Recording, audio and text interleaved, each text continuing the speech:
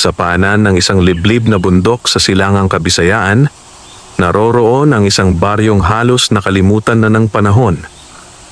Mataas ang damo, makipot ang mga daan, at ang mga bahay kubo ay nakakalat na parang tala sa ilalim ng hamog tuwing umaga.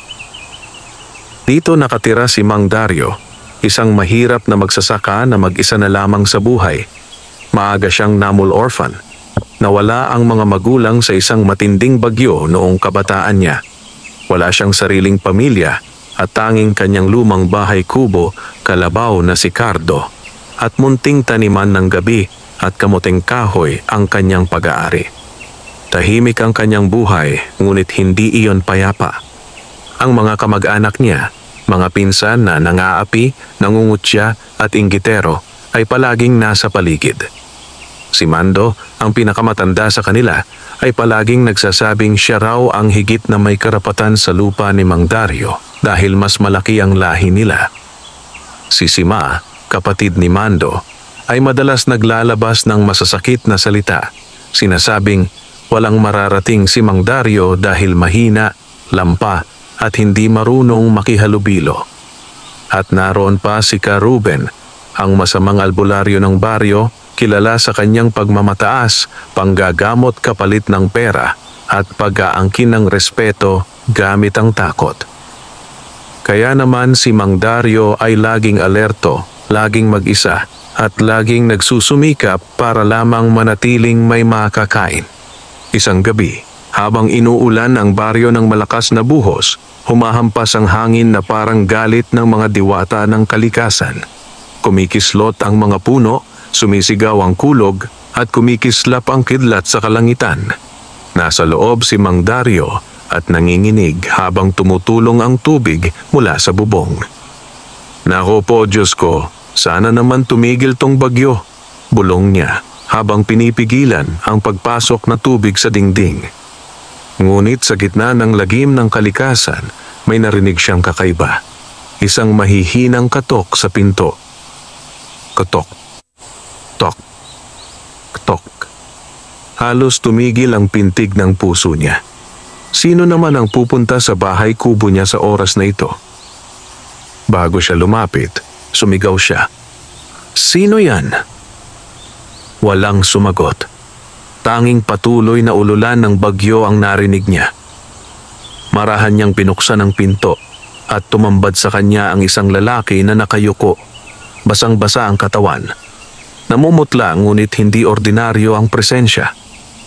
Matalim ang mga mata na tila may liwanag sa dilim at ang balat ay maputlang maputi, halos kulay abo. Maawa ka, mahinang sabi ng estranghero. Pahiram ng masisilungan. Hindi ako magtatagal. Hindi ako masama. Madaling sabihin yan, sagot ni Mang Dario na nag-aalinlangan. Pero sige, pumasok ka. Baha na sa labas at baka dapuan ka ng lagnat. Pumasok ang lalaki, nanginginig at tila gutom na gutom. Pansin ni Mang Dario ang kakaibang aura nito. Mabilis ang paghinga, nangingintab ang mga mata sa dilim, at humahalimuyak ang kakaibang amoy. Hindi mabaho ngunit tila amoy mga tuyong dahon at lupa. Anong pangalan mo? Tanong ni Mang Dario habang inaabot ang banig para paupuin ang estranghero. Isa akong manlalakbay. Tawagin mo na lang akong Rafael. Napakunot ang noo ni Mang Dario. Rafael? Hindi kita nakikita rito sa baryo. Saan ka galing? Ngumiti si Rafael, isang ngiting hindi mo mawari kung mabait o may itinatago. Mula kung saan-saan, matagal na akong naglalakad. Pero ngayong gabi, kinailangan kong magtago. May humahabol sa akin. Napalunok si Mang Dario. Humahabol? Sino? Mga tulisan? Umiling ang estranghero. Hindi. Mga taong natatakot sa katulad ko.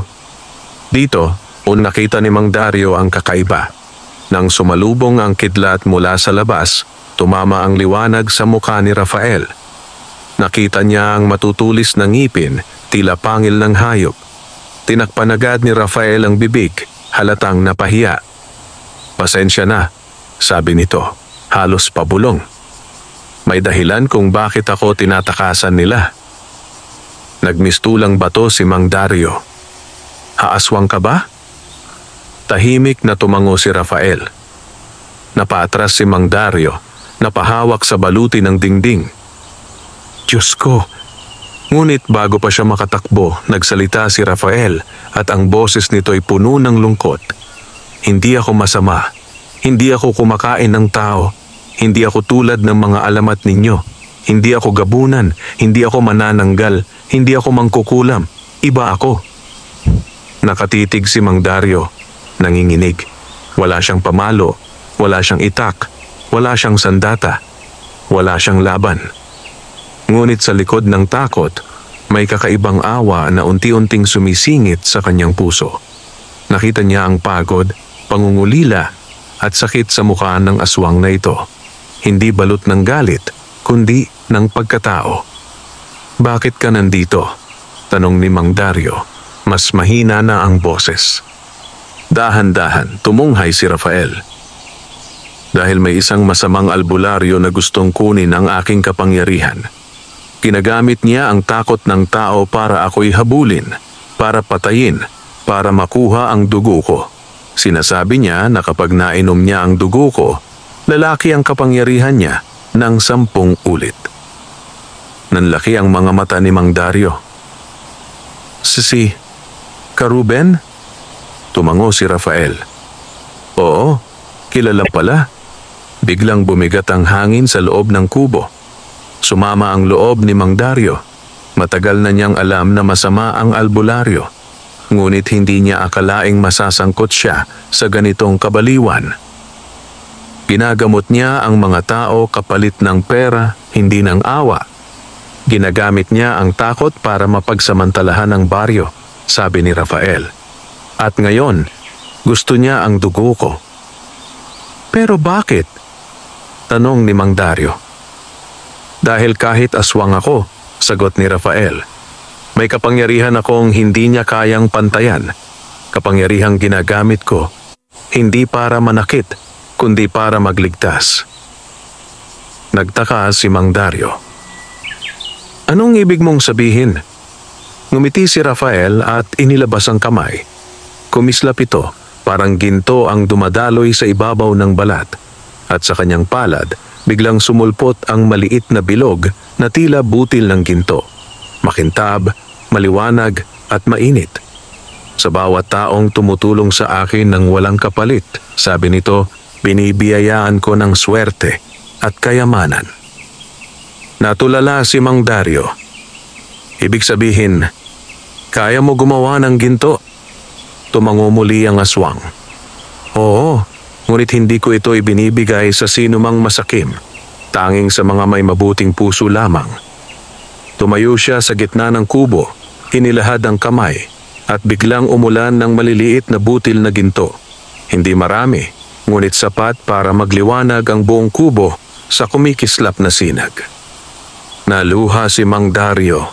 Mahirap siya, gutom siya, sinusundan ng inggit ng mga kamag-anak, at palaging biktima ng kasamaan ng albularyo.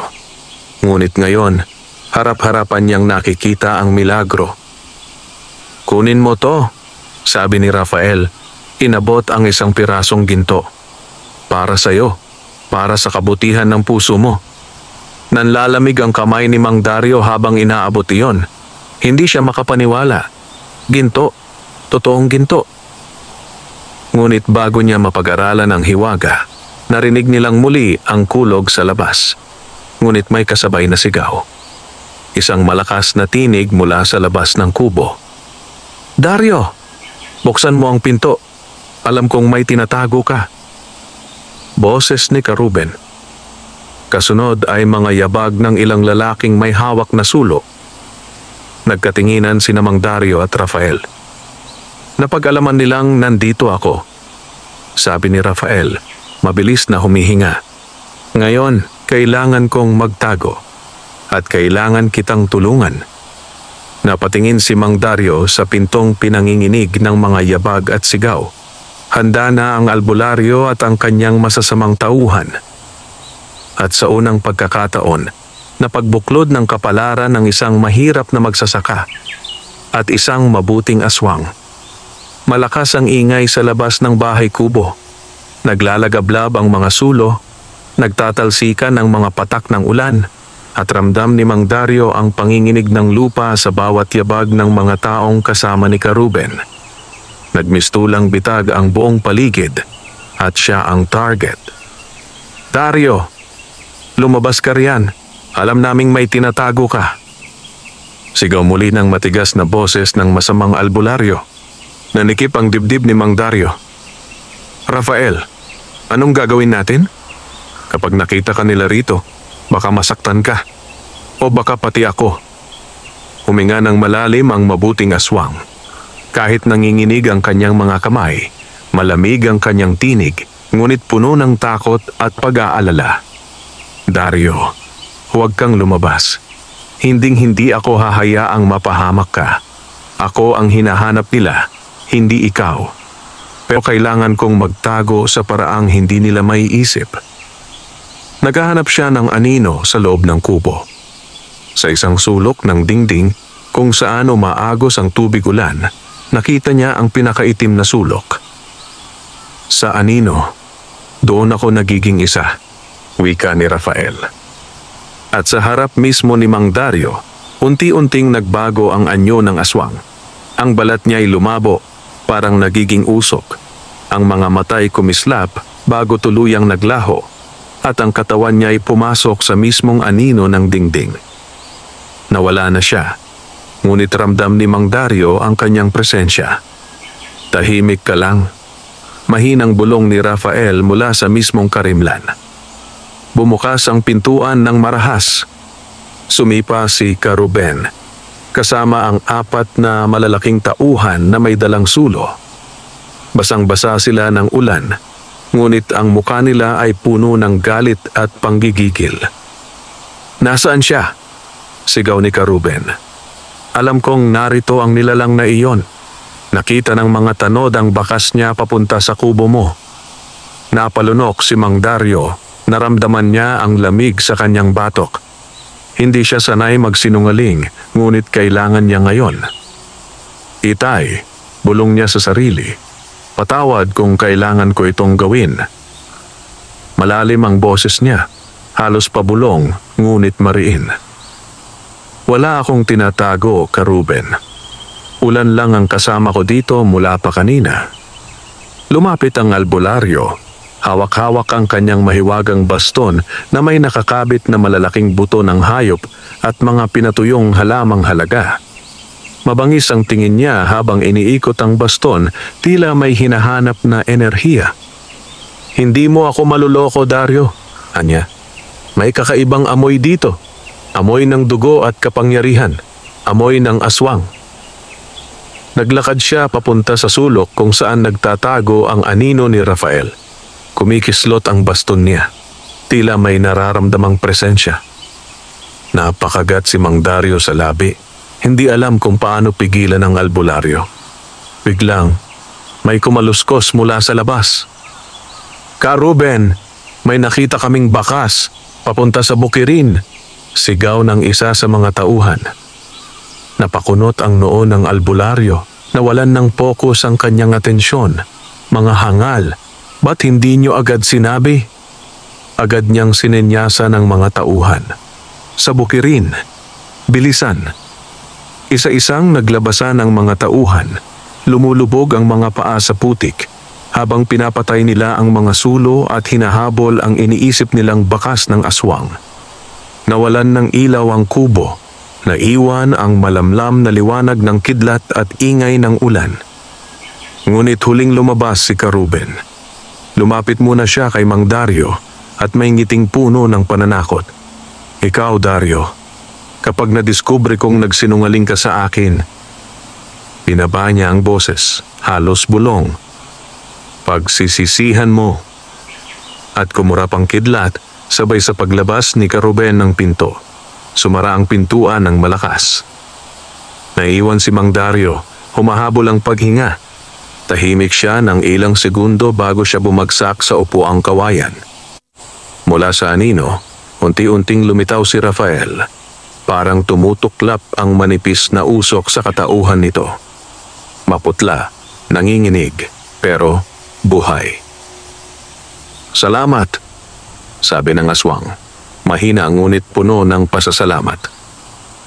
"Rafael," bulalas ni Mang Dario. "Diyos ko, muntik na nila." Umiling si Rafael. "Kung hindi ka nagsinungaling, patay na ako." Umupo sila pareho. Wala ni isa ang nagsalita sa loob ng mahalagang sandaling iyon. Ang ulan ay unti-unting humina, ngunit ramdam pa rin nila ang tensyon. Pagkaraan ng ilang minuto, nagsalita si Rafael. Mas mahinahon, ngunit puno ng bigat sa dibdib. "Hindi ako pwedeng manatili rito ng matagal. Delikado para sa'yo. Hindi ko kayang malagay ka sa panganib." Ngunit bago pa siya makatayo, hinawakan ni Mang Dario ang kanyang braso. Mahina, ngunit matatag. "Rafael, hindi ako traidor tulad ng kamag-anak ko. Kung mabuti ka, tutulungan kita. Hindi ako tulad ni Karuben na sakim at mapangabuso. At bakit ko hahayaang masaktan ang taong tumulong sa akin?" Tila nagliwanag ang mata ni Rafael. "Dario, hindi mo ako kilala, ngunit pinipili mong paniwalaan ang kabutihan ko." "Hindi lahat ng nilalang masama, Rafael," sagot ni Dario. "Kahit aswang ka, nakita ko na hindi ka mapanglamang. Mas mabait ka pa nga kaysa sa mga tao rito." Sa puntong iyon, nagbukas ng kakaibang enerhiya ang loob ni Rafael. Tila may kislap sa hangin. At bigla siyang nagabot muli ng 2 piraso ng ginto, mas malalaki kaysa kanina.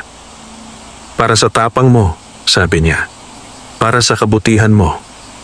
Umiling si Dario. "Hindi ko iniingatan ka dahil sa ginto, Rafael." Ngumiti ang mabuting aswang. "Alam ko, kaya kita binibigyan." Nilagay ni Dario ang mga ginto sa ibabaw ng kahoy sa tabi ng kanyang banig. Nagtama ang kanilang mga tingin, puno ng pag-unawa. "Rafael," tanong ni Mang Dario, "hindi ka ba pagod sa pagtakas?" Tumango ang aswang. "Pagod na pagod, pero hindi ako titigil." "Bakit?" "Dahil may misyon ako," sagot nito. Nagdidilim ang mga mata. "May kailangan akong protektahan. Kung makuha ni Karuben ang dugo ko, magwawakas ang kapayapaan." At mula sa labas, narinig muli nila ang mga yabag ng mga tauhan. Bumabalik. "Diyos mio," bulalas ni Dario. "Bumabalik sila." Pumuting ang kamay ni Rafael, kumikislap na parang gintong liwanag. "Dario," bulong nito habang papalapit ang panganib. "Handa ka ba?" Humigop ng hangin ang magsasaka, tumayo at humawak sa kanyang lumang pamalo. "Handa," sagot niya kahit nanginginig. At tuluyang nagsanib ang magsasakang mahirap at ang mabuting aswang laban sa pinakamalaking panganib ng kanilang buhay. Malalim na ang gabi ngunit hindi kumukupas ang takot na bumabalot sa paligid ng bahay kubo. Ang ulan ay unti-unting huminto ngunit ang lamig ay nananatili, parang humahaplos ng kadiliman sa balat. Sa labas, maririnig ang mga yapak ng mga tauhan ni Karuben, paikot-ikot, tila mga pulang langgam na nag-iimbestiga sa bawat sulok ng paligid. Ang mga sulo nila ay nagliliyab pa rin, nagbibigay ng dilaw na liwanag na kumukislap sa basang damo. Sa loob ng kubo, nakadikit sa dingding si Mang Dario, hawak ang kanyang pamalo. Sa tabi niya, nakaluhod si Rafael, ang mabuting aswang na nanginginig hindi dahil sa takot, kundi dahil sa pangamba para sa magsasaka. "Dario," bulong ni Rafael, "hindi sila aalis hanggat hindi nila nalalaman kung nasaan ako." Lason sa isip ni Karuben ang kapangyarihang hinahangad niya. Hindi basta hihinto ang taong ganyan. Humigop ng malalim na hangin si Mang Dario. "Alam ko, kaya kailangan nating mag-isip. Hindi pwedeng sa kubo ka manatili. Kitang-kita mo, hinahanap ka nila." Sumulyap si Rafael sa maliit na bintana. "May paraan ako, pero kailangan mo akong tulungan." Tulungan? Paano? Ngumiti si Rafael ngunit bakas ang pagod. Hindi ako makakalipad tulad ng iba kong kapatid na aswang. Hindi rin ako nagkakalas ng katawan tulad ng mga gabunan. Ako'y kakaiba. Mas nabubuhay ako sa anino kaysa sa laman. Pero limitado ang kaya kong gawin kapag may maraming liwanag. Tiningnan ni Dario ang mga sulo sa labas. Oh, ang maliwanag na apoy ay pumipigil sa anino. Kung umilaw ang buong paligid, mawawala ang kakayahan ni Rafael. Anong plano mo? Tanong niya. Tumayo si Rafael at ang anino niya ay kumislot, parang may sariling buhay. Kailangan nating dalhin sila sa kagubatan. Doon, mas madilim. Mas marami akong mapagkukublihang anino. Mas kaya kong lumaban kung kinakailangan. Napakunot ang noo ni Dario. Lumaban? Ano to, digmaan? Umiling si Rafael. Hindi ako lalaban para pumatay. Lalaban ako para mabuhay. Tumango si Dario. Kung ganoon, sumunod ka sa akin. Mabilis na gumalaw si Dario. Lumabas siya ng kubo sa likod na pinto, kung saan hindi gaanong kita ng mga tauhan ni Ka-Ruben. Dala ang kanyang sulo na malabo ang apoy dahil sa ulan. Tumakbo siya sa direksyon ng kakahuyan. Nagingay siya ng bahagya. Enough para mapansin ng mga nag-iikot na tauhan. Hoy! Si Dario! Doon tumatakbo! Sigaw ng isa. Sabay-sabay na tumakbo ang mga tauhan papunta sa kanya. Mabibigat ang hakbang, may dalang armas, bolo, pamalo at mga pana. Habang tumatakbo si Dario, naramdaman niya ang halinghing ng hangin sa kanyang tainga. Rafael, nandyan ka ba? Walang sumagot, ngunit ang anino sa likod niya ay kumikilos, sumasabay. Naroon ang aswang, nakahawak sa anino ng mga punong kahoy. Sa loob ng kakahuyan, nagsimula ang tunay na bangungot. Mas madilim dito kaysa sa bukid, walang buwan. Tanging mga mata ng mga tauhan ang kumikislap sa dilim. Hinanap niyo ako. Ngayon maghanda kayo. Bulong ni Rafael mula sa anino.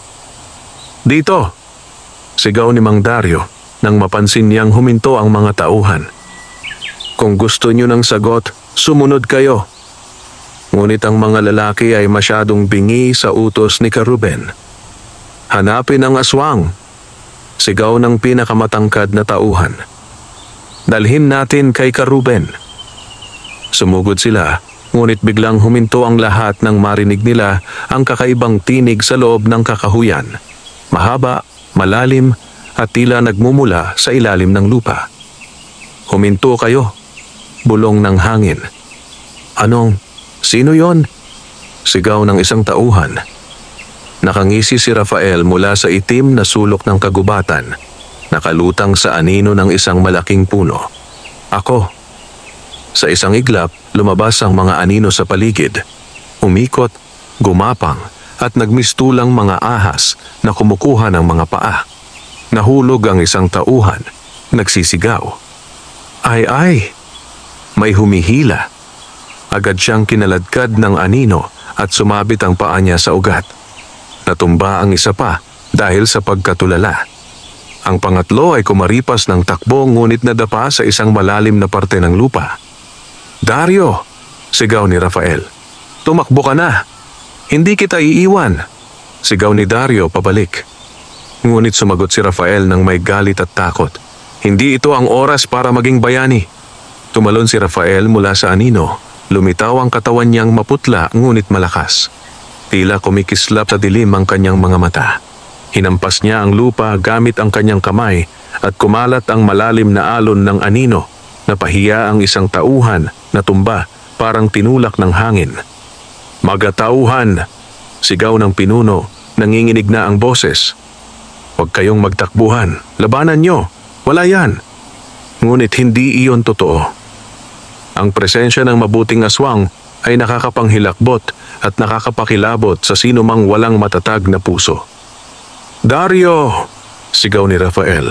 Hawak ang anino sa lupang parang humihinga. Dito, mabilis na tumakbo si Mang Dario palayo, patungo sa mas madilim na bahagi ng kakahuyan upang mailayo ang laban.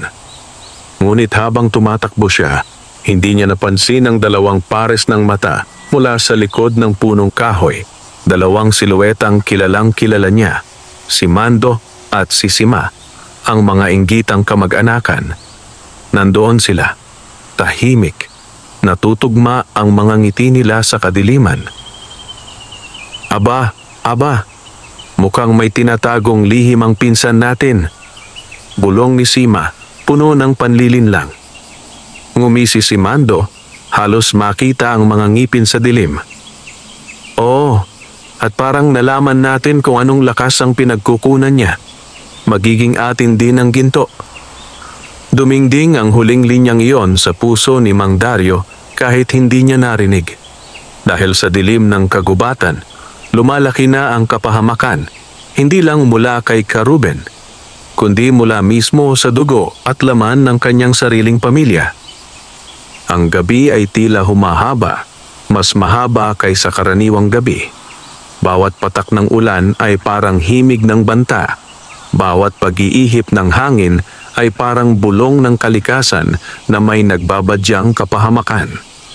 Sa loob ng makapal na kakahuyan, nagpapatuloy ang kaguluhan sa pagitan ng mabuting aswang na si Rafael, ang walang pag-asang magsasaka na si Mang Dario, at ang walang habas na tauhan ni Ka-Ruben. Habang abala ang lahat sa labanan ng anino at sulo, may dalawang nilalang na nagtatago, nagmamasid mula sa likod ng mga punong kawayan. Si Mando at si Sima, ang mga inggit na pinsan ni Mang Dario. Kanina pa nila sinusundan ang pinsan nila dahil napansin nilang may kakaibang nangyayari sa kubo ni Dario. Nais nilang malaman kung bakit bigla na lang nagkaroon ng liwanag sa kubo kanina, tila may ginto, at kung bakit may mga taong naghahanap kay Dario ngayong gabi. At ngayon, nakita nila ang sagot. Isang sagot na mas malala kaysa sa inaasahan nila. Nakikita mo ba yan? Bulong ni Sima habang nakadikit sa puno. Nanginginig ang mga kamiseta dahil sa hamog at ulan. Oo, sagot ni Mando, halos lumudoy ang mga mata sa dilim. Aswang, totoong aswang yan, at kasama ni Dario. Kumislap ang kidlat at sa malamlam na liwanag nito, nakita nila si Rafael, ang mabuting aswang na nakikipaglaban sa mga tauhan ni Ka-Ruben. Hindi man siya gumagamit ng matulis na ngipin o matatalim na kuko. Ang lakas ng anino niya ay halimaw na sa lakas.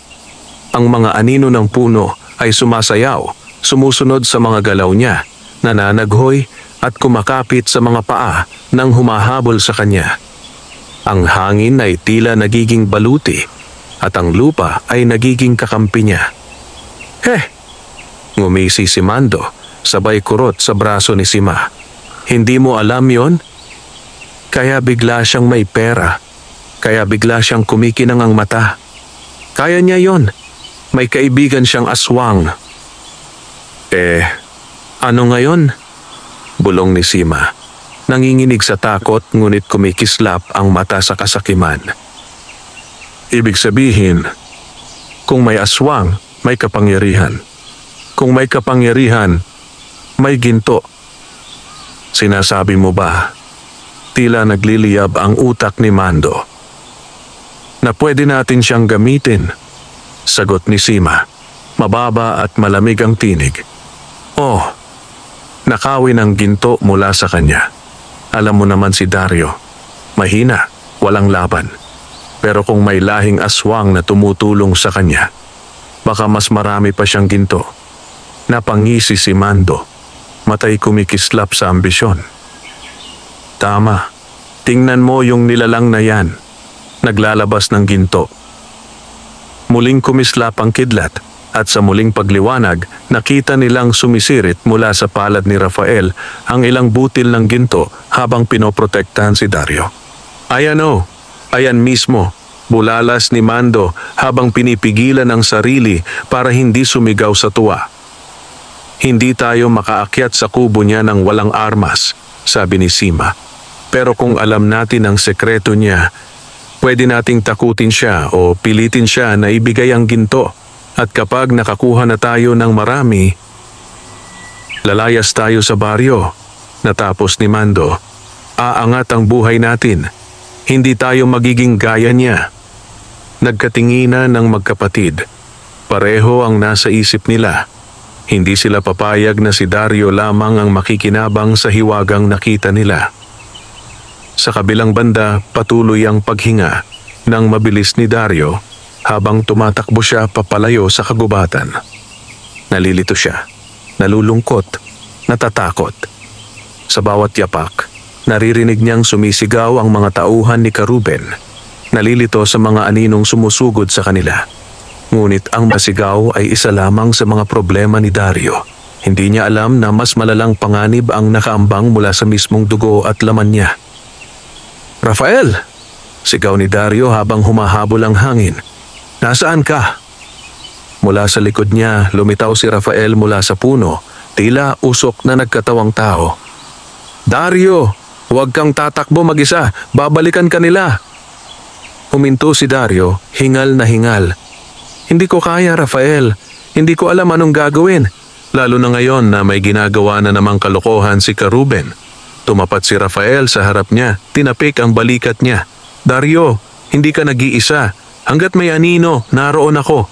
Hanggat may dilim, kakampi mo ako." Napaluha si Dario. "Pero habang mas tumatagal ka dito, mas nanganganib ka. At pati ako." Umiling si Rafael. "Kung hindi kita tutulungan, walang ibang tutulong sa'yo. Alam ko iyon. Alam kong may masama pa kayong kinakaharap." Napakunot ang noo ni Dario. "Ano ang ibig mong sabihin?" Tumingin si Rafael sa paligid, parang may nararamdaman. May ibang mata na nakatingin. Hindi lang tauhan ni Ka-Ruben. May kasakiman sa hangin. Napakunot ang noo ni Dario. "Kasakiman?" Tumango si Rafael. "Oo, walang halimaw na mas mabangis kaysa inggit." Dito bumigat ang dibdib ni Dario. Napatingala siya sa dilim, napakapit sa dibdib niya. "Diyos ko, sana mali ako." Lumapit si Rafael, dinaanan ang ilang anino, at parang may nakita mula sa malayong dilim. "Dario, may masamang presensya. Kamag-anak mo." Napasapo si Dario sa noo. "Mando, Sima." "At alam nila," sagot ni Rafael, "ang lihim mo tungkol sa akin at sa ginto." Samantala, mula sa malayong gilid ng kakahuyan, naroon ang magkapatid, nag-uusap ng masama, hawak ang kanilang mga itak. "Paano natin sisimulan?" tanong ni Sima, namumutla ngunit gigil. "Simple," sagot ni Mando. "Sundan natin siya. At kapag nagbalik siya sa kubo, doon natin siya huhulihin." "Paano kung may aswang doon?" Ngumisi si Mando. "Hindi natin kailangan makipag-away sa aswang. Si Dario lang ang target. Hilahin natin ang sekreto mula sa kanya." At sa mismong sandaling iyon, humampas ang hangin at sa dilim, dalawang pares ng mga mata ang kumikislap. Ang mga mata ng mga inggitang kamag-anak na handa ng pagnakawan ang mismong dugo nila. At sa kabilang dulo ng kagubatan, si Rafael ay tumayo, nakikiramdam at nagsabing, "Dario, ang tunay na laban, nagsisimula pa lamang." Humupa na ang ulan, ngunit ang hangin ay nananatiling mabigat, parang nagbabadya ng paparating na sakuna. Ang kakahuyan ay natatakpan ng makapal na hamog. Animoy naglalakad ang mga kaluluwa sa bawat sulok. Kasabay nito, ang mga yapak ng mga tauhan ni Ka-Ruben ay unti-unting nagkukumpol muli. Nagbabadyang magbalik sa kubo ni Mang Dario upang ipagpatuloy ang kanilang malupit na paghahanap. Samantala, huminto si Dario at si Rafael sa ilalim ng isang malaking punong narra. Doon sila nagtagpo, parehong hingal, parehong basa, parehong takot. Ngunit sa kabila ng kaba, naroon ang matatag na ugnayan na unti-unting nabubuo sa pagitan nila.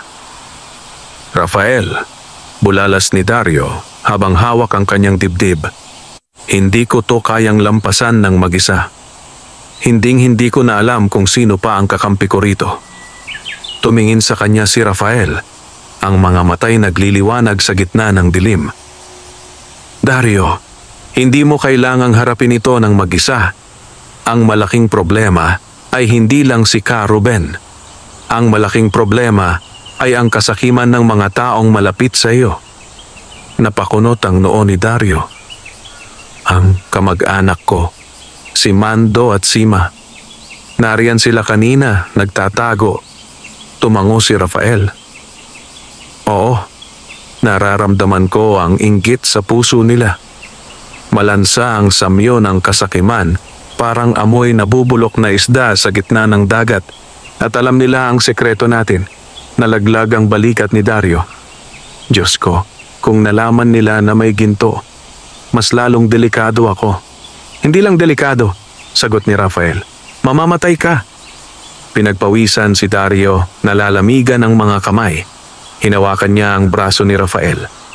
Ano ang dapat nating gawin? Hindi ako makikipaglaban sa mga kamag-anak ko. Pamilya sila. Pamilya, kahit anong sama nila. Pero kapag pinili nilang pumatay, hindi na sila pamilya, sagot ni Rafael na may lungkot sa tinig. At sa gabing ito, kailangan mo nang pumili. Buhay mo o buhay nila. Napatitig si Dario sa lupa. Nahulog ang ilang luha, humalo sa putik ang bawat patak. Sa kabilang banda, nagpapatuloy ang paglalakad ni Mando at Sima. May bitbit na sulo at itak.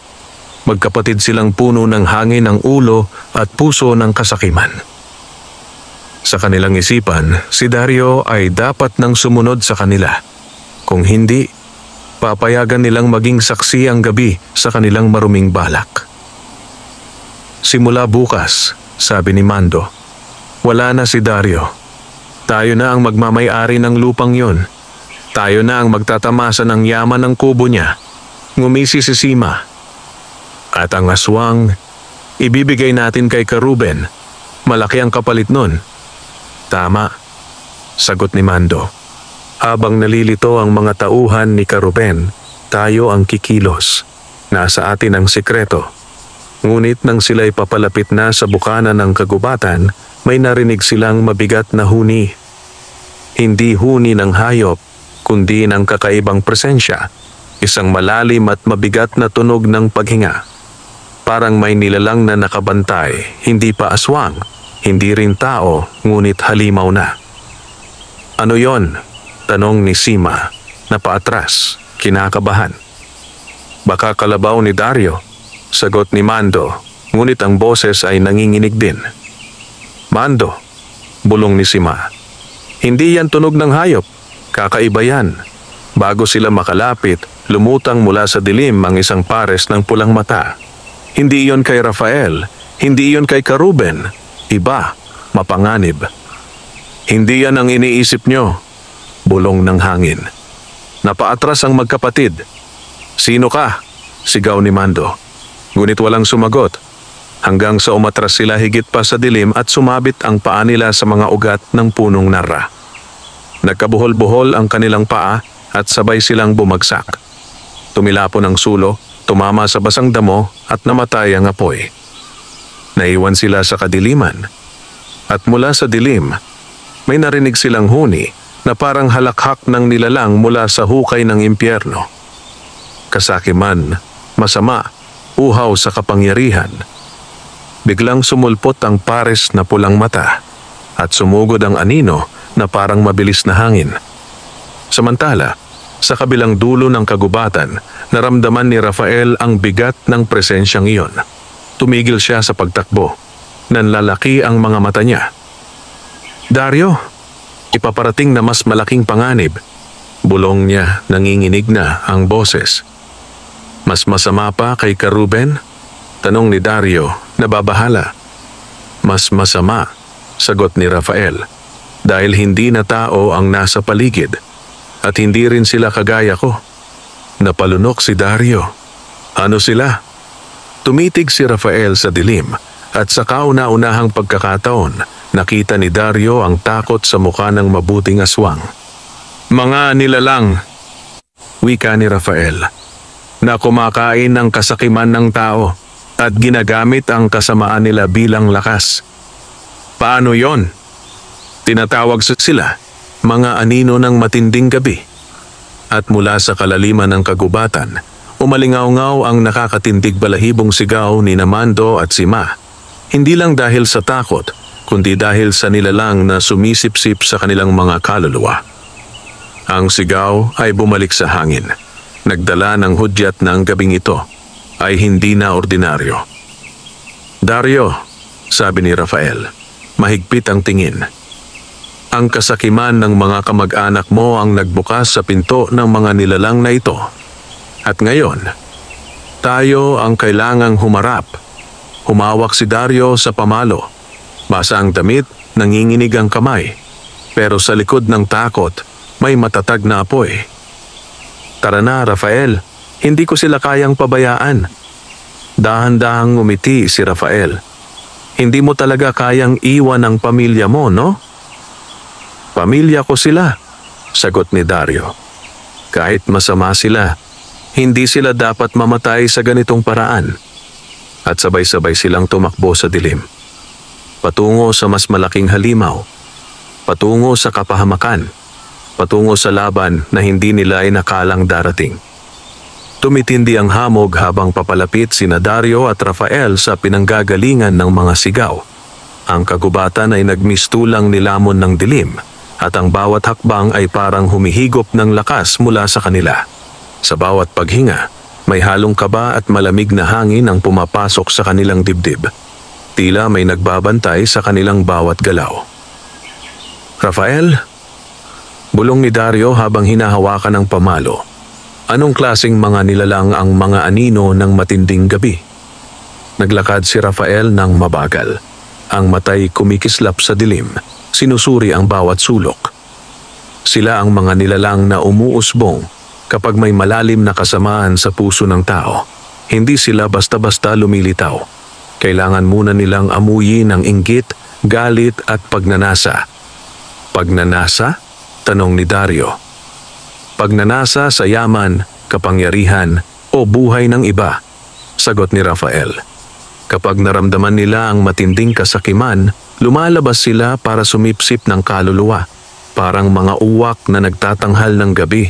Napakagat ng labi si Dario. Kung ganoon, sina Mando at Sima, sila ang nagbukas ng pinto? Tumango si Rafael. Tama, sila ang dahilan. Pero huwag kang mag-alala, may paraan para mailigtas sila. Paano? Tanong ni Dario, puno ng pag-aalala. Huminto si Rafael at dahan-dahang kinuha ang kamay ni Dario. Dario, hindi mo sila maliligtas sa pamalo. Hindi sila makikita sa liwanag. Hindi sila kayang patayin ng apoy. Ang kailangan mo, ang puso mo. Puso, bulalas ni Dario, nalilito. Anong kinalaman ng puso sa mga halimaw na yan? Umangat ang tingin ni Rafael, mahigpit na nakatingin kay Dario. Kapag may piniling kabutihan ang isang tao, kahit gaano kasama ang kapaligiran, nagliliwanag ang anino ng katotohanan at iyon ang kahinaan ng mga anino ng matinding gabi. Hindi nila kayang tumanggap ng liwanag mula sa puso ng tao. Napakurap si Dario. Liwanag mula sa puso? Oo, tugon ni Rafael. Ang kabutihang hindi matitinag. Huminga ng malalim si Dario. Hindi niya alam kung paano, ngunit napagdesisyonan niya. Kahit gaano kasama sina Mando at Sima, hindi niya hahayaang mamatay sila sa kamay ng halimaw. Nang marinig nila ang panaghoy ni Sima mula sa malayo, kumilos silang dalawa. Sa isang maliit na clearing, naroon sina Mando at Sima. Nakahandusay, pinapalibutan ng tatlong nilalang na itim na parang usok. Hindi sila aswang, hindi tao, hindi laman. Mga aninong gumagalaw na parang tubig sa gabi, may pulang mata na kumikislap ng malademonyo. Ang kanilang mga bibig ay parang walang hugis, ngunit naririnig ang pagsisipsip ng enerhiya mula sa biktima. Sigaw ni Sima habang ang isang anino ay nakalapat sa dibdib niya. Mando! Sima! Sigaw ni Dario. Nilingon ng mga anino si Dario at Rafael. Nang ngumiti ang mga ito, nag-iba ang hugis ng kanilang mga mukha, parang maskara ng kasalanan. Kasakiman, matamis. Bulong nila sabay-sabay, parang nangungutya. Dario, huwag kang lalapit! Sigaw ni Rafael. Hindi sila natatakot sa pamalo o sigaw. Kung lalapit ka ng dalaang galit, lalakas pa sila. Nagtaka si Dario. Galit? Tama, bulong ni Rafael. Kapag nakaramdam ka ng galit, gigising ang sarili mong anino. At iyon ang gusto nila. Napalunok si Dario. Tama siya. Ang totoo, galit na galit siya kay Mando at Sima. Galit siya dahil ginamit siya, inapi siya, pinahiya siya. Galit siya dahil gusto nila siyang patayin. Galit siya dahil sinira nila ang buhay niya mula pagkabata. At habang nararamdaman yun ni Dario, napansin niyang lumalaki ang mga anino. Lalong kumikislap ang mga mata nila. Nabigla siya. Rafael, lumalaki sila. Hinawakan ni Rafael ang balikat ni Dario. Dario, tumigil ka. Bitawan mo ang galit. Bitawan mo ang sakit. Hindi sila pwedeng matalo sa babaeng emosyon. Dapat ang nasa puso mo. Kabutihan. Kabutihan? Halos sumigaw si Dario. Paano ako magiging mabuti sa mga taong halos pumatay sa akin? Tumingin si Rafael sa mata niya. Dahil ikaw ay ikaw, Dario. Hindi ikaw ang galit mo. Hindi ikaw ang sakit mo. Ikaw ay kabutihan. At iyon ang dahilan kung bakit binigyan kita ng ginto. Nanigas si Dario. Parang may kumalabog sa puso niya. Huminga siya ng malalim. 1, 2, 3. Nilingon niya sina Mando at Sima. Kahit anong sama nila, sila pa rin ay pamilya niya. Sila ang tanging dugo at laman na natitira sa buhay niya. At kahit hindi nila siya minahal, mahal niya sila bilang tao. Rafael, bulong niya. Handa na ako. Tumango si Rafael. Isipin mo ang lahat ng mabuti sa buhay mo. Lahat ng pinaghirapan mo. Lahat ng kabutihan na kaya mong ibigay. Pumikit si Dario. At unti-unting sumulpot ang liwanag mula sa kanyang dibdib. Maliit sa una, ngunit lumalaki. Parang kumikislap na ginto. Parang butil ng pag-asa. Anong nangyayari? Gulat niyang bulalas. Dario, iyan ang liwanag ng kabutihan mo. Sigaw ni Rafael, nakangiti. Nagmula ang liwanag sa dibdib ni Dario, umangat sa ere, at kumalat sa paligid. Init ngunit hindi nagtatangis. Liwanag ngunit hindi nakakasakit.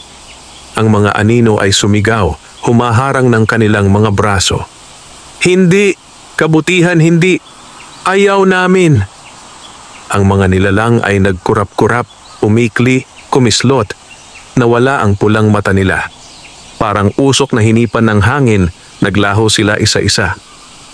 Nang mawala ang mga anino, bumagsak sina Mando at Sima sa lupa, hingal na hingal, nanginginig, parang galing sa bangungot. Tumakbo si Dario sa kanila. Mando! Sima, buhay pa kayo! Napaubo si Sima, mahina ang boses. Dario, tulungan mo ako! Nagsalita si Mando. Pinsan, patawad. Huminga ng malalim si Dario at sa unang pagkakataon, hinawakan niya ang kanilang mga kamay. Hindi bilang kaaway, kundi bilang pamilya. Kahit anong sama ninyo, sabi ni Dario, hindi ko kayo iiwan.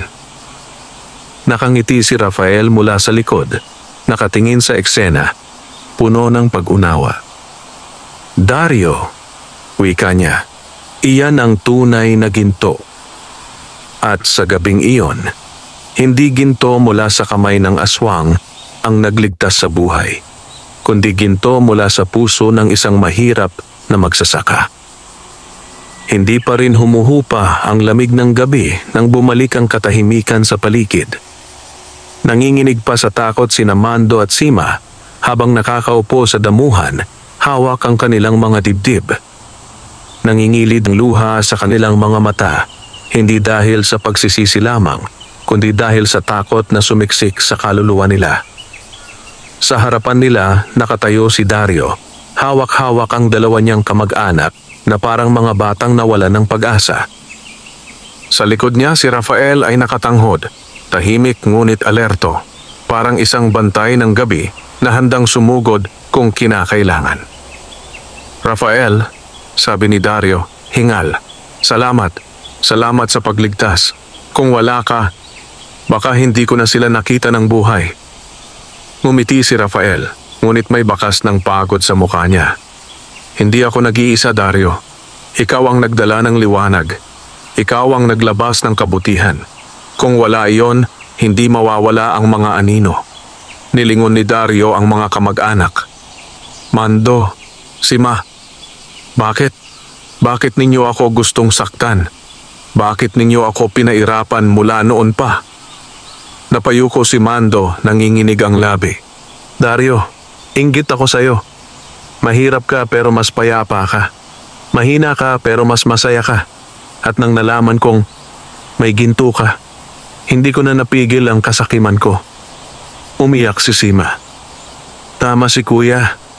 Wala na kaming inisip kundi sarili namin. Patawarin mo kami." Huminga ng malalim si Dario. Hindi madali ang pagpapatawad. Marami ang sakit at sugat na ibinigay nila sa kanya. Ngunit napagtanto niyang wala nang mas matimbang pa kaysa sa kaligtasan nila. "Hinding-hindi ko man makakalimutan ang kasamaan na ginawa ninyo," sabi niya. "Pero handa akong patawarin kayo. Dahil kung hindi, lason lang ang galit ko." Napatingin si Rafael, nagngiti, at may konting kislap sa mata. Iyan ang tunay na kabutihang hindi natitinag. Ngunit bago pa tuluyang maging payapa ang sandali, isang napakalakas na pagsabog ang umalingaw-ngaw mula sa gilid ng kakahuyan. Sumabog ang lupa, naglagas ang mga sanga, at ang hangin ay nag-amoy ng sinunog na dahon at usok. Napatayo si Rafael, nagngangalit ang mata. Hindi pa tapos ito. Napakurap si Dario. "Rafael!" "Ano yon?" Mula sa gilid ng kagubatan, unti-unting lumalabas ang isang figura, maputla, galit na galit, at may nakakapanindig balahibong ngiti. Si Ka-Ruben. Bitbit niya ang kanyang baston na may nakakabit na mga buto at mahiwagang palamuti. Nagsasayaw ang apoy sa mga mata niya. Ang paligid ay nauusok dahil sa hinihilang madilim na enerhiya mula sa lupa. "Dario!" sigaw ni Ka-Ruben. Nakakatakot ang tinig. "Akala mo makakaligtas ka sa akin?" Napaatras si Dario. "Ka-Ruben, hindi mo na ba kami titigilan?" Ngumisi ang albularyo, ang ngiti puno ng kabaliwan. Hindi hanggang makuha ko ang kailangan ko. Ang dugo ng aswang." Tumuro siya kay Rafael. Hindi kumurap si Rafael, hindi natakot, ngunit handang lumaban. "Ka-Ruben, hindi mo ako makukuha." "Ha? Hindi mo ako maloloko?" sigaw ni Ka-Ruben. "Alam mo ba kung anong kapangyarihan ang makukuha ko kapag nainom ko ang dugo mo? Magiging pinakamarakas akong manggagamot. Hindi na ako ordinaryong albularyo. Magiging Diyos ako ng baryong ito, at higit pa." Umiling si Rafael. "Kapangyarihan? Iyan lang ang gusto mo? Lahat ng guni-guning ginagawa mo ay halimaw." "Tama!" sigaw ni Ka-Ruben, mas lalong nagngangalit. "At wala nang makakahadlang sa akin. Hindi ginto, hindi liwanag, hindi pamilya." Si Mando at Sima ay halos hindi makagalaw. Natatakot sila sa presensya ni Ka-Ruben. Ang kanilang mga katawan ay nanglalambot sa pagod at takot. Dario, bulong ni Sima, pagtakpan mo kami. Hindi nagpati siya si Ka-Ruben. Hinampas niya ang baston sa lupa. Mula sa ilalim ng lupa ay may sumulpot na madilim na alon, parang itim na usok na gumagapang patungo kina Dario at Rafael.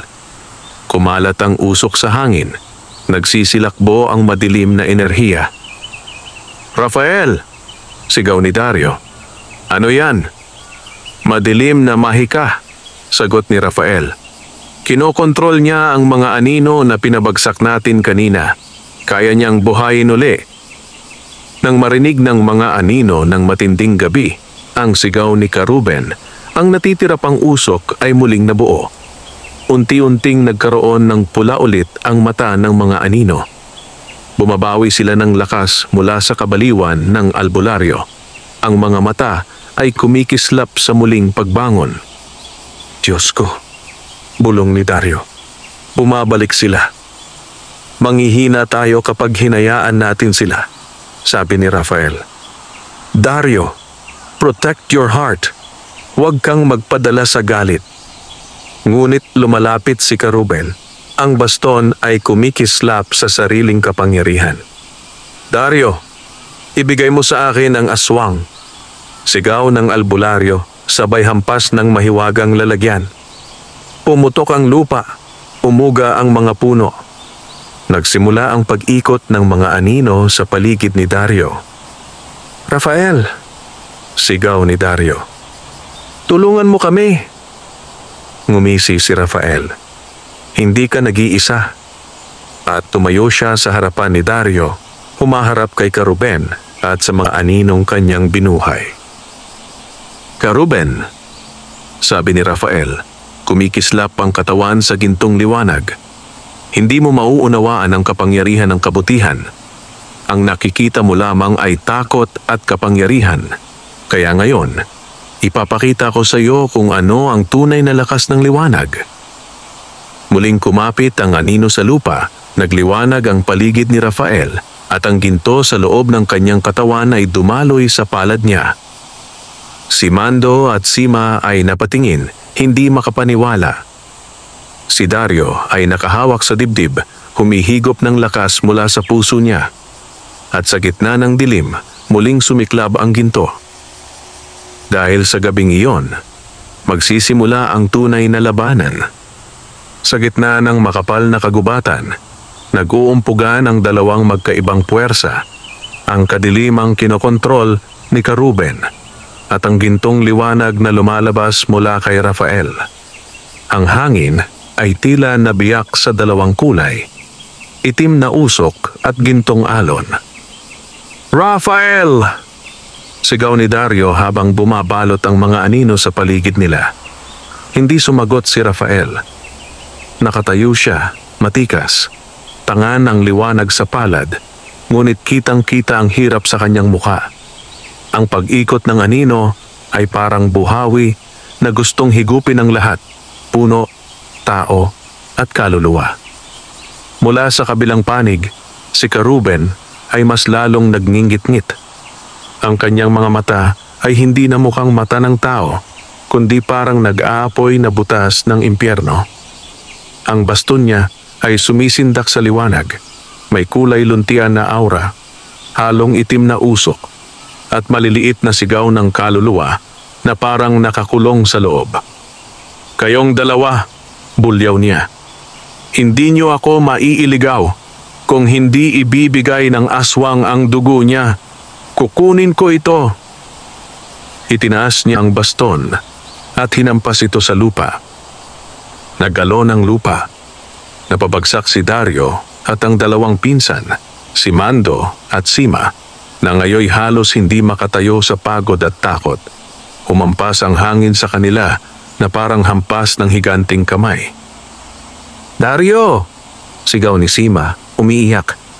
Ayoko pa mamatay! Ayoko na! Tulong! Napatingin si Dario sa kanila, ang dalawang taong halos pumatay sa kanya. Ngunit sa mga mata nila, nakikita niya ngayon, hindi na inggit, hindi na kasamaan, kundi takot. takot na tulad ng karanasang kinaharap niya buong buhay. "Rafael!" sigaw niya. "Kailangan kong protektahan sila." Tumango si Rafael, habol ang hininga. "Oh, Dario, gawin mo ang tama. Ako na ang bahala kay Ka-Ruben." "Ha ha ha!" Tawa ni Ka-Ruben, baliw na baliw. "Hangal. Akala nyo magagawa nyo yan? Mga walang kwentang nilalang, hindi nyo ako mapipigil." At sa isang iglap, sumugod ang tatlong anino mula sa madilim na usok. Tumatakbo patungo kina Mando at Sima. "Hindi!" sigaw ni Dario. Hawak ang pamalo. Kahit nanginginig ang tuhod, tumalon si Dario sa harapan ng mga anino. Pinagtatakpan ng mga kamag-anak. Ramdam niya ang bigat ng mga braso ng halimaw na anino na tumutulak sa kanya palayo. Ang kanilang mga mata ay pula, ang boses ay paos at mahaba. Kasakiman, kasalanan, kamatayan. Hindi makagalaw si Dario. Tumutulak ang mga halimaw, pinaluluhod siya sa lupa. "Rafael! Tulong!" Ngunit nasa gitna si Rafael ng pakikibaka kay Ka-Ruben. Nagpapalitan sila ng enerhiya, madilim laban sa ginto, masama laban sa kabutihan. Sa bawat galaw ni Rafael, kumikislap ang kanyang katawan. Sa bawat hampas ng baston ni Ka-Ruben, may sumasabog na itim na alon. "Hindi ka mananalo, Rafael," sigaw ni Ka-Ruben. "Ako ang Diyos ng baryong ito. Ako ang magpapasya kung sino ang dapat mabuhay."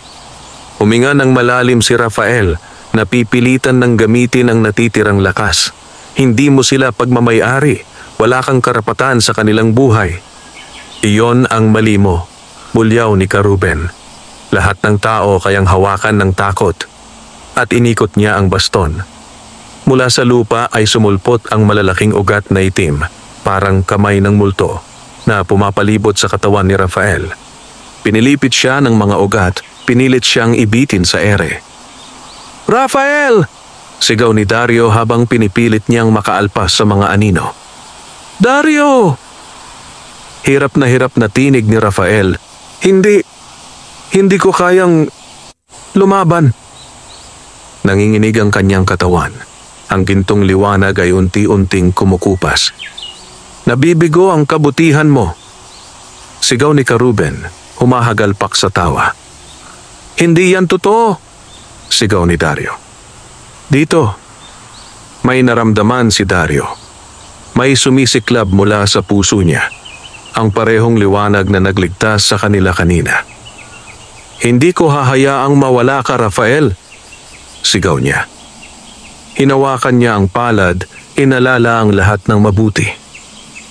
Ang kabutihang natutunan niya sa magulang. Ang mga panahon na nagtrabaho ng marangal kahit walang kapalit. Ang araw na dinala niya ang kalabaw na si Cardo sa ilog para paliguan kahit pagod na siya. Ang pagtulong niya sa mga kapitbahay kahit siya ang pinakamahirap. Ang pagtanggap niya kay Rafael kahit aswang ito. At doon, sumabog ang ginto mula sa kanyang dibdib. "Ah!" sigaw ni Dario, nakataas ang mga kamay. Ang anino ay natumba. Ang gabi ay nagliwanag. Ang hangin ay parang umikot pabalik. Tumalon ang gintong liwanag mula sa puso ni Dario, dumiretso sa direksyon ni Rafael. Nakapikit si Rafael, parang natamaan ng araw. "Dario, ang liwanag mo." Nagitla si Ka-Ruben. "Ano ito? Imposible!" "Hindi ito imposible," sigaw ni Dario. "Ito ang kapangyarihan ni Rafael. Ito ang kabutihan na ibinahagi niya sa akin at ibinabalik ko sa kanya." Tumulak ang gintong liwanag sa katawan ni Rafael at biglang bumalik ang kulay sa katawan ng aswang. Ang mga mata niya ay nagliliwanag.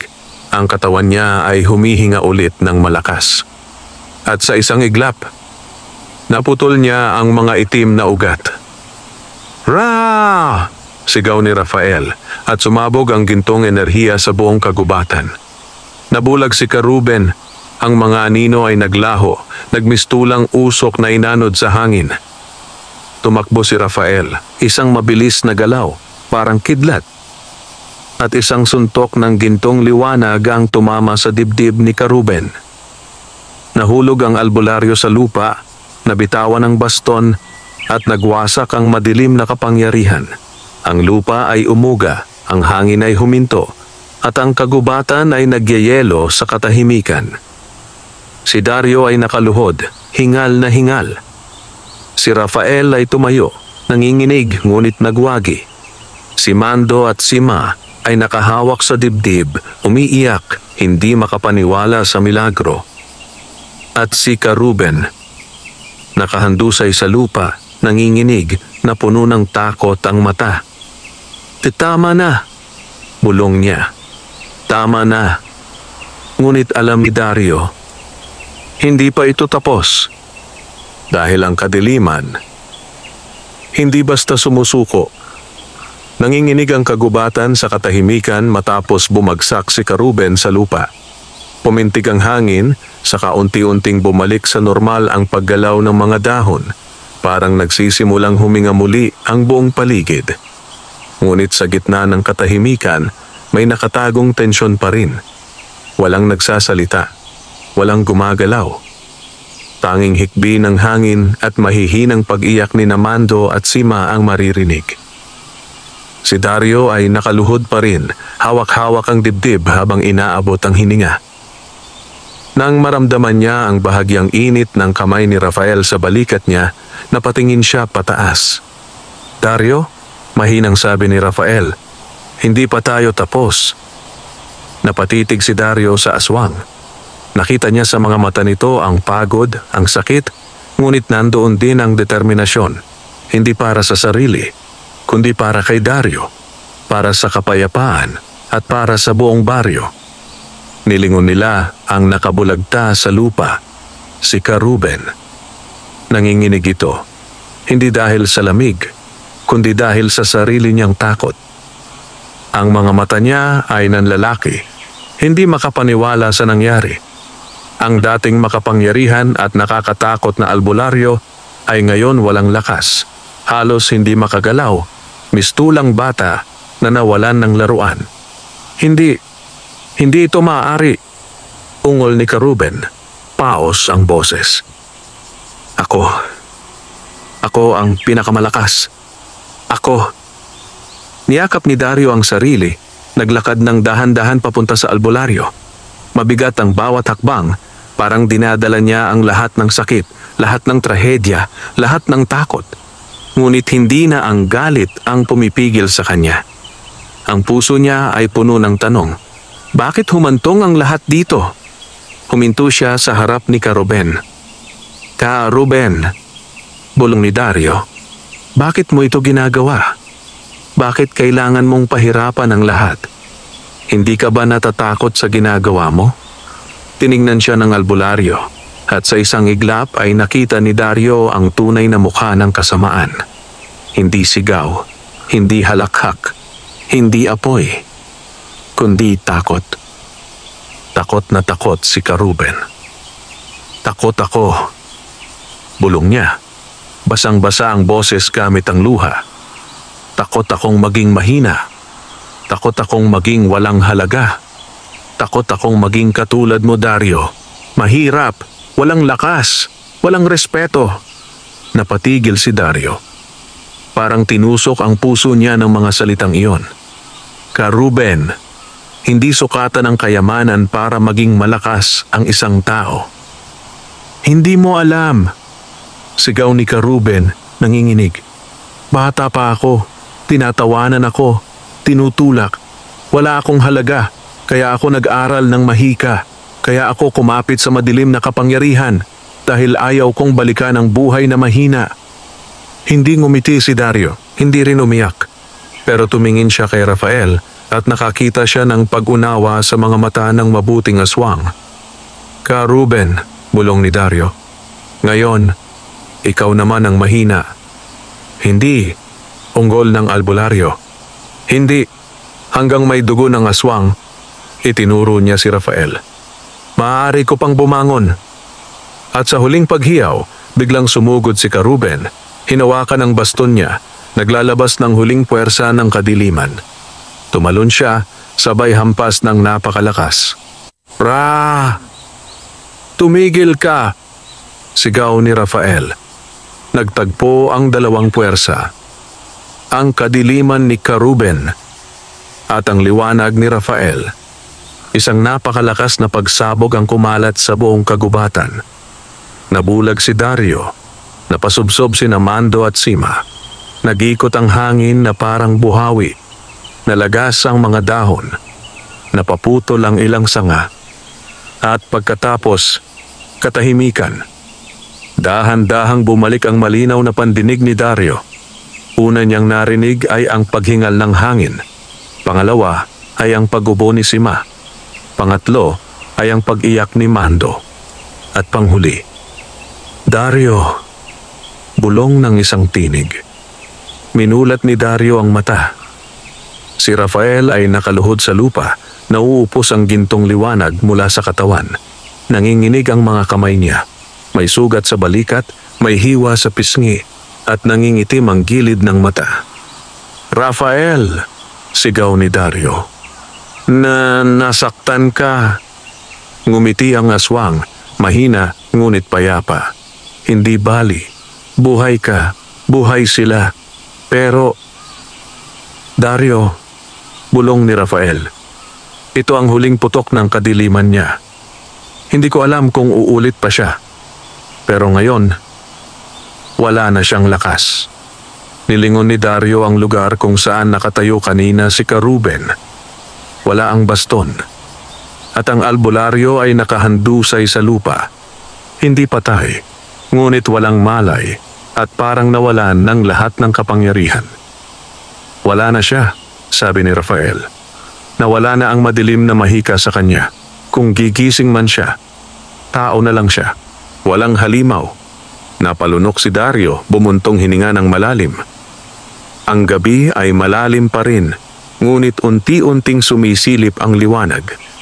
Lumapit si Sima kay Dario, humahagulgol, kumakapit sa braso niya. "Dario, patawarin mo kami. Hindi namin alam. Hindi namin alam na ganito ang mangyayari. Hindi namin alam na kasakiman namin ang magpapahamak sa baryo." Tinapik ni Dario ang balikat niya. "Sima, hindi ko kayo hahayaan. Magbabago kayo. Simula ngayon." Lumapit si Mando. Luhaan, nanginginig. "Dario, kung gusto mo, pwede mo na kaming iwan. Pero salamat. Salamat sa pagsagip sa amin. Hindi ka nagkulang." Napapikit si Dario. "Hindi ko kayo iiwan. Pamilya kayo." Tumayo si Rafael kahit nangihina. Lumapit siya kay Dario at inilagay ang isang kamay sa balikat nito. "Dario," sabi niya, "ang kabutihan mo ang nagtapos sa kadilimang ito. Hindi ang kapangyarihan ko." Umiling si Dario. "Rafael, kung wala ka, wala akong dahilan para lumaban." Sagot ni Rafael, nakangiti. Kumislap ang mga mata ni Dario, puno ng pasasalamat. "Rafael, ano na ang gagawin mo ngayon?" tanong niya. Tumingin sa langit si Rafael, huminga ng malalim. "Hindi ko alam," sagot niya. "Ngunit alam kong hindi dito nagtatapos ang misyon ko. May mas marami pa akong dapat gawin. Pero Dario, hanggang nandito ka, may tahanan akong babalikan." At sa sandaling iyon, unti-unting sumikat ang unang anino ng umaga sa silangan. Ang dilim ay humupa. Ang ginto ay kumislap. At ang puso ni Dario ay naging mas matatag kaysa dati. Pumutok ang unang sinag ng araw sa silangan. Dahan-dahang pumasok ang liwanag sa kagubatan, kinukuyumos ang mga natitirang bakas ng dilim. Ang tumakbo buong gabi, ang mga nag-iyakan, ang mga nakipaglaban para sa buhay, lahat ay unti-unting humupa sa kalmadong himbing ng liwanag ng araw. Para bang ang kalikasan mismo ay nagpasya na tapusin ang bangungot at yakapin ang pag-asa. Si Dario ay nakaupo sa tabi ng malaking puno ng narra. Pinagmamasdan ang kanyang kamag-anak na sina Mando at Sima na ngayoy nakahiga pa rin sa damuhan, humihinga ng maayos, ngunit bakas pa rin ang takot at pagod sa kanilang mukha. Dumating ang umaga hindi upang magdiwang sila, kundi upang mapaisip at magsisi. Lumapit si Rafael. Ang mukha ay maputla pa rin, ngunit may ngiti sa labi. Nasa mata niya ang pagod, ngunit nandoon din ang kislap ng panibagong lakas, ang liwanag ng isang nilalang na alam niyang nakaligtas sa unos. Dario, sabi ni Rafael, sabay upo sa tabi niya. Ang ganda ng umaga. Ngumiti si Dario habang pinagmamasdan ang paligid. Matagal ko nang gustong makakita ng ganitong umaga na hindi ako takot, hindi ako pinagtatawanan, hindi ako iniiwan. Tumingin si Rafael sa mukha ng magsasaka. Dahil mula ngayon, hindi ka na mag-isa. Napatitig si Dario kay Rafael. Rafael, salamat. Hindi ko alam kung paano ko mababayaran ang lahat ng ginawa mo. Umiling si Rafael. Hindi mo kailangang bayaran ang kabutihan. Ang kabutihan ay hindi utang. Ibigay mo lamang sa iba kapag kaya mo. Iyon ang tunay na halaga nito. Napangiti si Dario at may luha ang pumitik sa kanyang mata. Kung ganoon, simula ngayon, lahat ng biyayang ibinigay mo sa akin, ibabahagi ko sa iba. Biglang humaplos ang liwanag ng araw sa kanilang dalawa at ang anino ni Rafael ay naglaho saglit, parang sumasayaw sa hangin bago bumalik. Ang kapangyarihan niya ay nag-eengganyo sa araw, parang sinasabi na tapos na ang dilim. Sa kabilang bahagi, unti-unting nagising sina Mando at Sima. Mamando, buhay pa ba tayo? Bulong ni Sima, nanginginig ang boses. Oo, Sima, buhay tayo, sagot ni Mando habang nakatingala sa liwanag. Pero hindi ito dahil sa atin. Namilog ang mata ni Sima habang nakatingin kina Dario at Rafael. Dario, pinsan, marunong ka pala magmahal ng higit sa galit. Wala kaming karapatan. Wala kaming karapatang iligtas mo pa kami. Lumapit si Dario sa kanila. Mando, Sima, hindi ko kayo ginawang kaaway. Kayo ang nagpili ng galit ninyo sa akin. Pero kahit ganoon, kinuha niya ang kamay nilang dalawa. Pamilya pa rin kayo. Napahagulgol si Sima. Patawarin mo kami. Patawarin mo kami. Hinding-hindi na namin uulitin.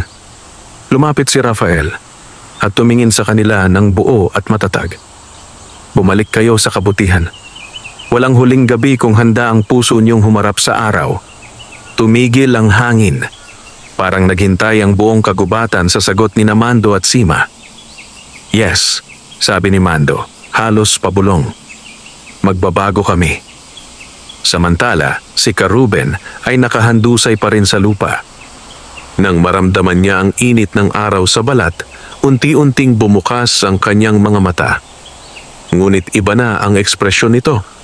Wala na ang apoy, wala na ang labis na galit. Nang tingnan niya ang kanyang kamay, hindi na ito nangingitim o kumikislap. Wala na ang kapangyarihan niya. Lumapit si Dario sa kanya, hindi bilang kaaway, kundi bilang tao. Ruben, sabi ni Dario, oras na para humarap ka sa ginawa mo. Hindi ka namin papatayin, pero kailangan mong sumagot sa ginawa mo. Nagangat si Ruben ng tingin, nanginginig ang labi. Dario, bakit? Bakit hindi mo ako pinabayaan? Bakit mo pa ako iniligtas? Sumagot si Dario, mahina ngunit matatag. Dahil hindi ko trabaho ang kumitil ng buhay. Hindi mo ako gagawing halimaw gaya ng inaasam mong maging Diyos. Nang marinig iyon, parang nabasag ang puso ni Ruben. Umiyak siya. Hindi iyak ng galit, hindi iyak ng sakit, iyak ng pagsuko. Dario, patawarin mo ako, bulong niya. Tumingin si Dario kay Rafael at parehong tumango ang dalawa. Kayang-kaya mong magsimula uli, sabi ni Rafael. Isang paghinga, isang hakbang. Pagkaraan ng ilang oras, bumalik sila sa kubo ni Dario. Ang araw ay mataas na. Ang paligid ay tila walang nangyari. Ngunit sa loob ni Dario, alam niyang nagbago na ang lahat. Nagsimulang magsalita si Rafael habang nakatayo sa pintuan ng kubo. Dario, kailangan kong maglakbay uli. Nanlaki ang mata ni Dario. Rafael, aalis ka? Ngumiti si Rafael. Oo, may marami pang kagubatan na may dilim. Marami pang taong nangangailangan ng liwanag. Hindi ako maaaring manatili sa iisang lugar lamang. Napayo ko si Dario. Mamimiss kita, Rafael. Lumapit si Rafael at niyakap siya, higpit at tapat. Dario, bulong ni Rafael, kapag natatakot ka, tandaan mo lang ang ginto sa puso mo. Iyon ang tunay na kapangyarihan mo. Tumayo si Rafael sa labas ng kubo. Hinayaan ang araw na tumama sa kanya. Unti-unti, ang anino niya ay nagdilim. Nagliwanag at unti-unting naglaho parang usok na sumama sa liwanag ng araw. Hanggang sa muling pagkikita, bulong niya. Kinawayan siya ni Dario, ang puso niya ay puno ng pag-asa at lungkot. Dumaan ang mga araw at nagbago ang baryo. Si Dario ay nakilala bilang taong may pusong ginto hindi dahil sa kayamanan, kundi dahil sa kabutihan. Si Mando at Sima ay nagbagong buhay, tumulong sa bukirin, hindi na nagpasasa sa kasakiman. Si Ruben ay naging ordinaryong manggagamot, natutong magpagaling ng hindi gumagamit ng takot, kundi kabutihan. At ang mga tao ng baryo ay natutong hindi basta matakot sa anino, kundi pakinggan ang liwanag. At si Dario, tuwing gabi, bago matulog, tumitingin sa bintana, umaasa na balang araw, sa gabi o araw. Bumalik si Rafael, ang mabuting aswang na nagbigay sa kanya ng ginto. Hindi ginto para yumaman, kundi ginto para magmahal at maging mabuti. Sa huli, ang mabuti at ang masama ay hindi nasusukat sa dugo o anyo ng nilalang, kundi sa kabutihan ng puso. Wakas.